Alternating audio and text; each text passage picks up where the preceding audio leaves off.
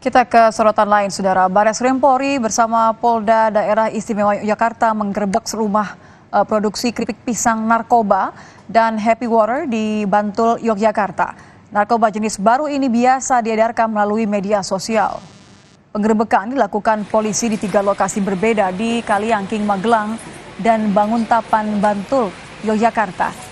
Di rumah produksi tersebut, polisi menemukan sejumlah barang bukti keripik pisang narkoba, kemudian cairan Happy Water, serta alat produksi pembuatan narkoba.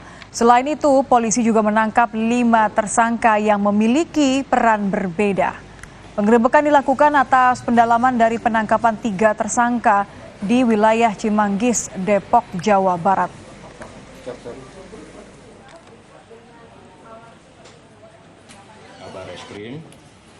Dari 3 lokasi penggerebekan, polisi menyita barang bukti 426 bungkus keripik pisang narkoba, 2.000 botol cairan narkoba Happy Water, serta 10 kg bahan baku narkoba dengan total harga jual senilai lebih dari 4 miliar rupiah. Dalam kasus ini, total 8 tersangka telah ditangkap.